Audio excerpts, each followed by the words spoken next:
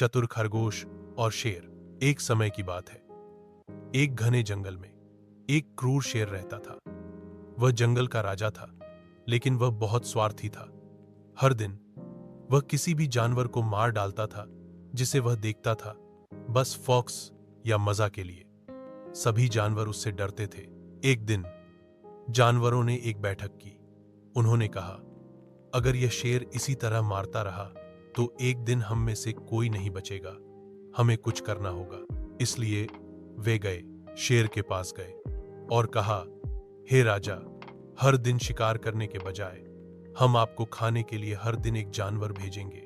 इस तरह आपको शिकार नहीं करना पड़ेगा और हम शांति से रह सकते हैं। शेर मान गया। हर दिन पर एक जानवर भोजन के रूप में शेर के पास गया। एक दिन एक चतुर छोटे खरगोश की बारी थी। वह धीरे धीरे चला और बहुत देर से शेर के पास पहुंचा। शेर दहाड़ा, तुम देर से क्यों आए?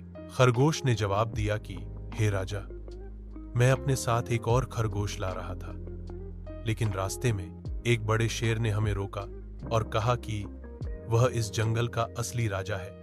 उसने दूसरे खरगोश को खा लिया और मुझे आपको एक संदेश देने के लिए भेजा। शेर बहुत गुस्सा हो गया। मुझे अभी उसके पास ले चलो, वह दहाड़ा। चतुर खरगोश शेर को एक गहरे कुएं में ले गया और कहा, वह शेर अंदर छिपा है। शेर ने कुएं में देखा और अपना देखा, पानी में उसका प्रतिबिंब। उसने सोचा कि यह दूसरा शेर है। गुस्से में वह हमला करने के लिए कुएं में कूद गया और डूब गया। सारे जानवरों ने जश्न मनाया। चतुर खरगोश ने जंगल को बचा लिया था। इसकी नैतिकता कहानी बुद्धि शक्ति से अधिक शक्तिशाली है।